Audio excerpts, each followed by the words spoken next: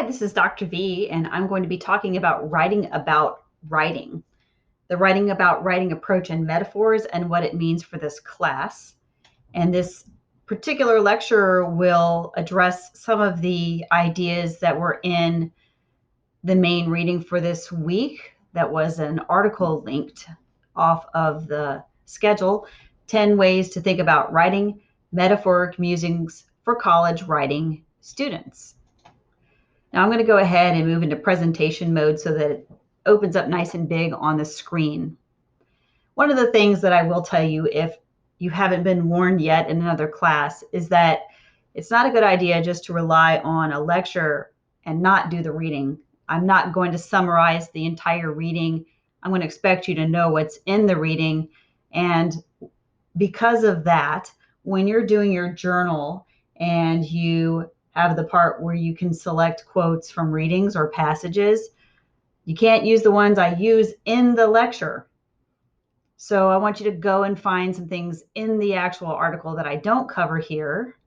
And my lecture is going to use pieces of the article, but I'm going to go into some detail about a few other things. The first thing I want to talk about is the article itself. The title of it is 10 Ways to Think About Writing and Metaphoric Musings for College Writing Students, which is a big title. A lot of academic titles are like that. You'll start noticing that in your classes, that titles can be very long because they give a lot of information about what something is about. So in this one, this title, you have Metaphoric Musings. And I thought, well, before we even get into what those things are, we should talk about what a metaphor is. And this is probably a review for a lot of you. But I thought not a bad idea to have the conversation about metaphors and then build on what you might know. So the typical lesson on metaphors that's taught in high school and earlier than that might be something like what you see here, where a simile uses like or as, and a metaphor does not, but that they're similar because they are comparing things, like the heart is compared to gold, the world is compared to a stage, a person is compared to a pig, and so on. But metaphors are not just something that happened in an English class, and they're not something you just learn in an English class. Metaphors actually structure how we see the entire world. So the article that you were reading, 10 Ways to Think About Writing, Metaphoric Musings for College Students, is the author Shelley Reed's work at explaining what writing is going to be like for students who are just going into college. And the way she does it is she has 10 metaphors that she uses in the article. Her first one is 1,000 Rules and 3 Principles. And then her second one, Show and Telepaths. The third one, The Little Green Ball, and so on down through the rest of it. So she's using this idea about metaphors and how they structure the way that we actually look at the world as a way that students should see writing in their writing classes. Well, before we dig into that, I want to back up a little bit with this idea, structure how we see the world. And I thought I would show you what that means for metaphor, because this is probably a definition of metaphor that's pretty far beyond the high school and earlier version of metaphor that you have here in the image.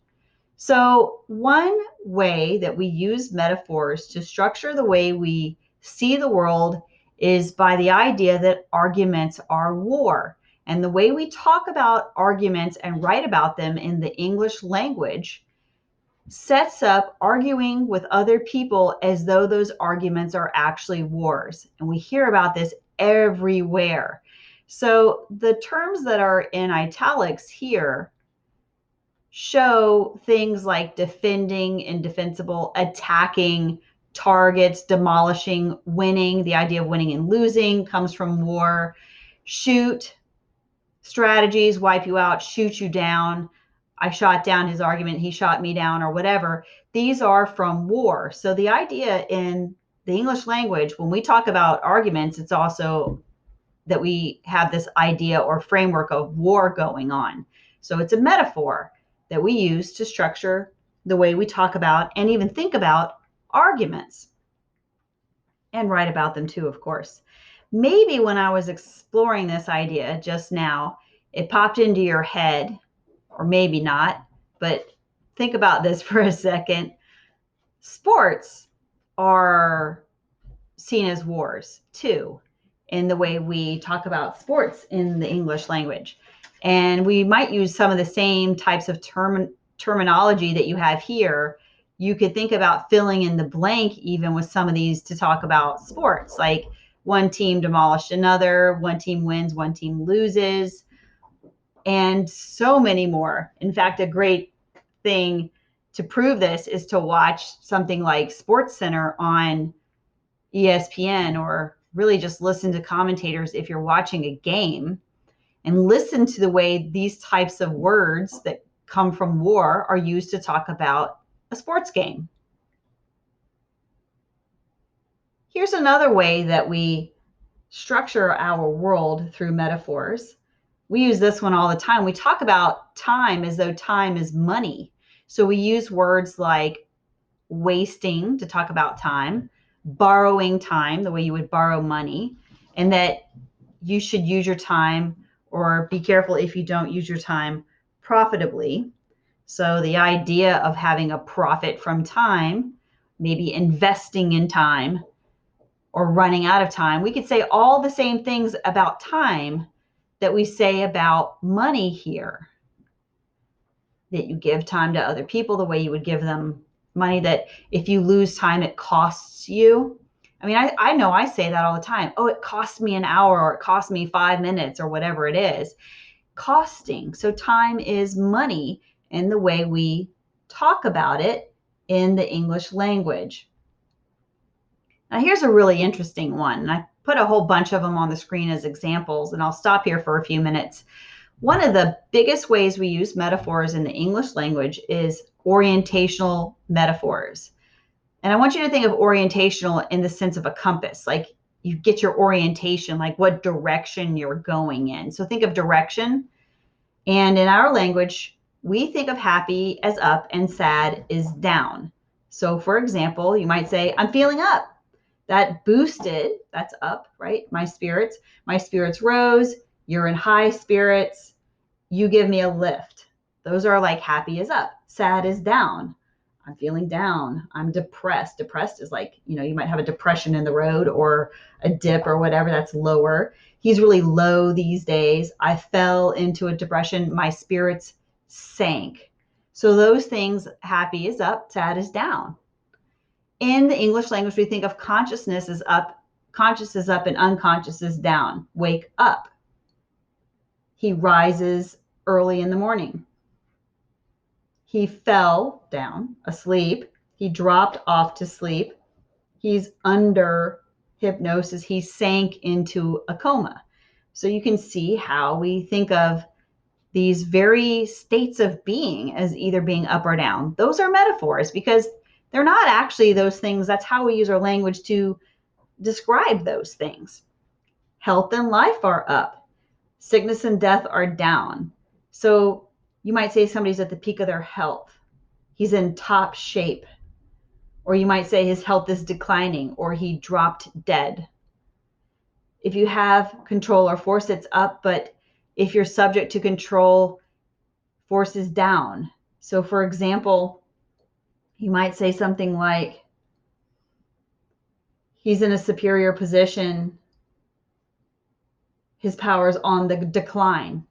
Superior position, superior actually means on top of. Decline, well, that's kind of obvious. It's going down, right? What about this one? More is up and less is down. My income rose last year. Going up, right? More is up. It rose. If you're 100 degrees hot, if you're feeling like it's 100 degrees out, turn the heat down. More is up, less is down. High status is up, low status is down. Somebody is in a top position. They're at the peak of their career. They're climbing the ladder. Bad is down. Low status is down. He's at the bottom. He's at the bottom of the social hierarchy.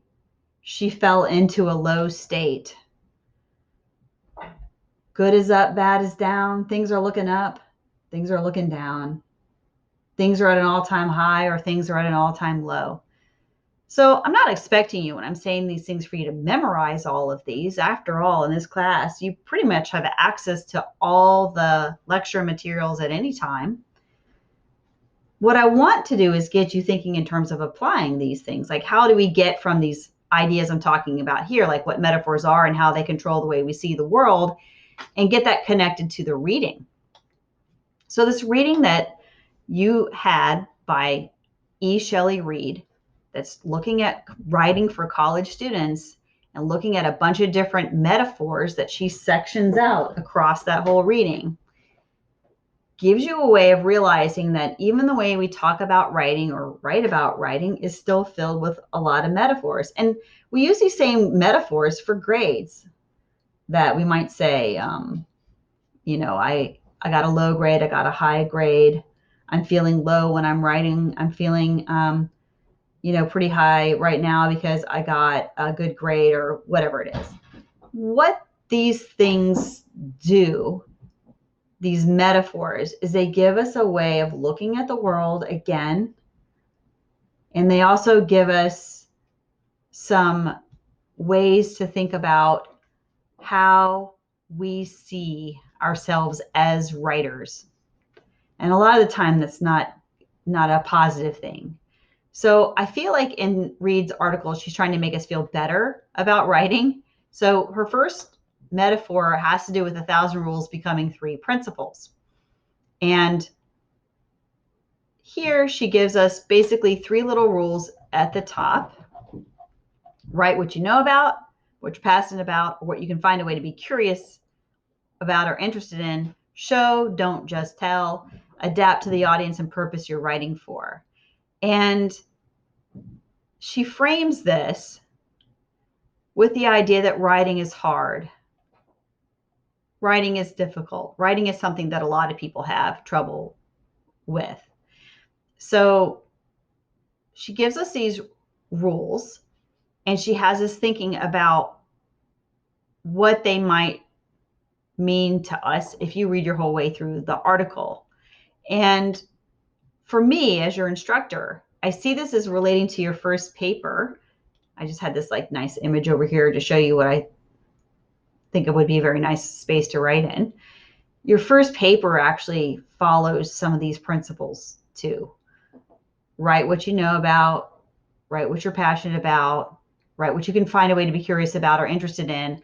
Show, don't just tell. I'm going to do that here in a few minutes with you in this lecture. Adapt to the audience and purpose you're writing for.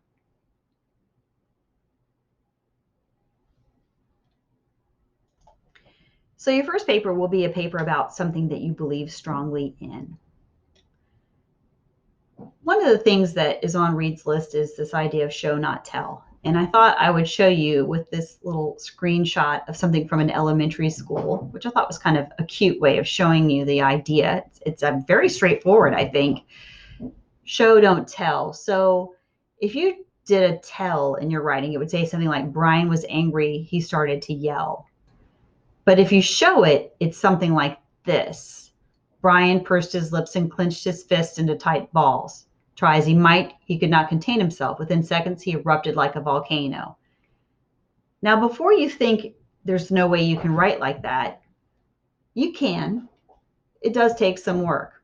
And a lot of that work comes from looking at examples.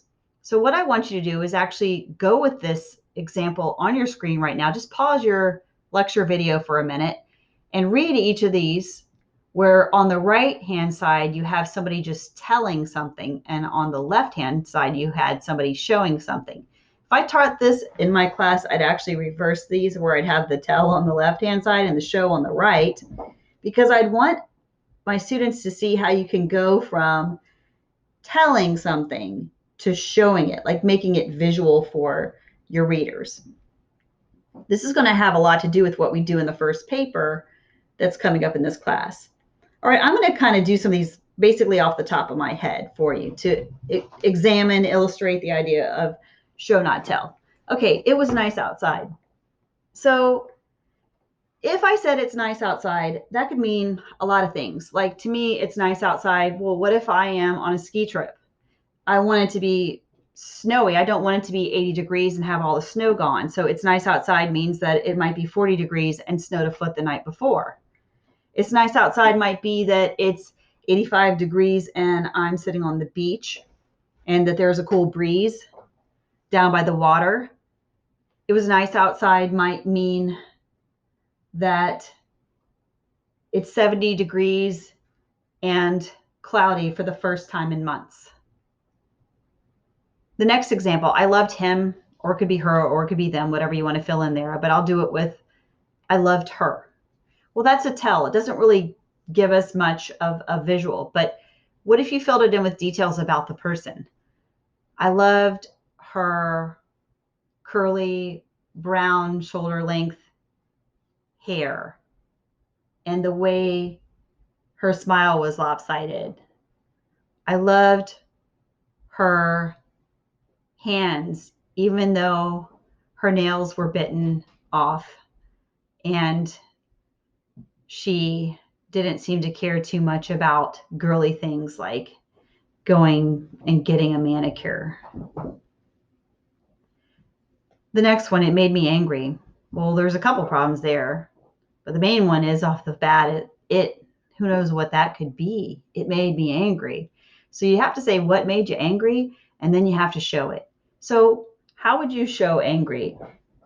Mouth maybe tight, or squinting eyes, hand balled into a fist, stomping, shutting down, hiding under the covers, stomping, running away, yelling. There's lots of different ways to show anger. Actually, some people become like really cold, right? And super chill, and they're almost scarier. The man was nice. That could be lots of different things. How was he nice? What did he do? The food was great. What was the food? What made it great? So if you say something like the food was great, and then you're like, okay, well, what food? The mac and cheese was great. Okay, what was great about it? It had 4 kinds of cheese. Well, what were the kinds of cheese? Oh, okay, so it had regular cheddar, sharp cheddar, and mozzarella and Asiago. I don't know. I'm just making this stuff up off the top of my head. But now I'm getting something where I can picture it. And that's what Show Not Tell does. And that's something you're going to start working on in this class. Your author, she explains this with her metaphor of the little green ball. And you should pause and reread this section. Now, I mentioned earlier that if I have something as a passage on a lecture that it's not up for grabs in the journal, I want you to have something in your journal that's not from the lecture, something different. What she writes about, and you can see it here in this passage, that she's trying to create a way that somebody can actually see the ball. And the problem is that a reader and a writer often don't connect because the reader can't see what the author is trying to tell them. So you have to do what she does with the little green ball. And that means you have to give some details to get somebody to see what it is you're writing about. Something else covered in the article is audiences. And Reed mentions primary and secondary audiences. I'm going to even throw in the idea of a tertiary or third level audience. So we have kind of like a first level, the primary, a second level, and a tertiary. And if we did a primary audience is like your professor, the secondary audience, the example she gives is often other students in the class, and that a lot of writing never goes beyond that, but most college writing actually never even goes beyond the professor. But let's say you had a chance in a class to write something that not only the professor saw, but other people in the class, and then you had a chance to vote on it to see whose essay got submitted to the Mason Crown. That's our online paper at ODU. It used to be printed, but it isn't anymore. Or what if it goes to an essay contest online? Or what if you wrote a resume in a class like this one and a secondary audience is your proofreader in the class, like another student. But then a tertiary audience is somebody you actually send it to try to get a job. So let's do a scenario. You want more time. That could be for all kinds of things. What do you want more time for? Like maybe you need more time to get something completed. Maybe you need more time for something else. Consider how you would ask for more time from each of the primary audiences above. So if you wanted to ask your professor for more time on something, there's a good chance you're going to email that professor, or you're going to go to their office hours or set up an appointment to meet them. If you want more time from your boss, different audience, you're probably going to ask them in person when you see them, unless they have some other way to message them. If you want more time and you want to ask your parents for more time, like let's say they want you to do something, wash the car or whatever. You want more time, how are you going to communicate with them? Ask them directly, send them a text. What about your coach? The coach is probably the one you're most likely to talk to most of the time in person, and that's just my guess. But you can see that what you do shifts around based on your audiences, and writing is the same way. And most college writing is for that very specific audience of the professor, and most college writing does not have a personal aspect to it.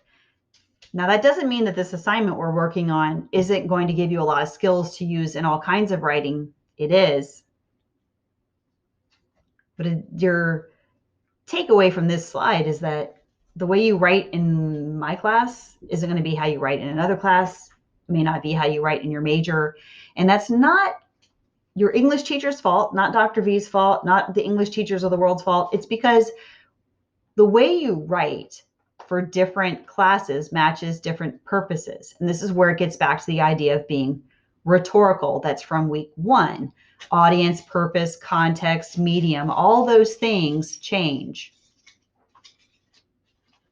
I like the meme here on the right that I have here on this slide, because I thought that it matches up with what Reed is saying in her article on metaphoric muses for college writing students. She has this pink houses section, and in the pink houses section, she writes about people being in a car together, and somebody's like, oh my God, there's a pink house. And then the person driving is like, you scared me or whatever, and almost goes off the road. But she's like, if you said a few minutes before, hey, there's a pink house coming up on the right, you should see it, the person's prepared. And when you write, the same thing happens. You give heads up to readers when you're writing. You use deliberate repetition. Actually, you might notice that I do that in my essays. I repeat things on purpose. I repeat things on the schedule. I repeat things in the way I type assignments. I repeat things on the syllabus. Writers use repetition to help the reader and the audience out. And I do it a lot in my teaching. When we write essays, one of the ways we do this is by something called signposting, which is what made me think of the street sign meme. Because the idea of signposting in an essay is actually where you give your reader cues of where you're going. So it's not unlike what I say in this lecture, like, okay, I'm going to talk about this, and then I'm going to talk about that. In fact, there's a writing rule that it's not like a written down rule, but I've heard it said a lot, and it's really good for presentations. You might hear about this in public speaking. You might hear about it one day if you have a job that involves communicating. Tell them, your audience, what you're going to tell them. Tell them. And then last, tell them what you told them. So 3 steps there. Tell them what you're going to tell them. Tell them what you told them. And that's a way of signposting. And if you write that out in an essay, it tends to take the shape of something like introduction, body paragraphs, conclusion, or different sections that an essay might have. One of the other metaphors that turns up in Reed's article is the laundry metaphor in paragraph length. And here she talks about that there are all these rules for doing laundry, but not all laundry loads need to be the same. So there's a lot of flexibility in doing laundry, just as there are in writing. Like paragraph lengths can be different. And that actually leads me to something that I was just talking about with that, tell them what you're going to tell them what you told them. A lot of students learn something called the 5-paragraph essay. And I'm not going to lie, it works. And it's your best friend, I think, for a timed exam. I do believe that. I think that's the best place for a 5-paragraph essay. But what happens when you get into a class and you have to write an essay that's like 7 pages long, and it'll eventually happen to you that you have to do one that long, and you're like, oh my God, how do I do that? How do I do that in 5 paragraphs? And the answer is, of course, well, you don't. It's going to be like way more than 5 paragraphs the longer something gets. So the laundry metaphor fits writing because writing changes a lot. I hope that's kind of one of the morals of the stories, is that we have these rules, but that they move around, that the rules aren't slippery on purpose. They're slippery because the very idea of rhetoric, that our audience changes and our purpose changes, and that we also structure the way we look at the world and the way that we write using metaphors, which are already very creative ways of using our language and seeing the world.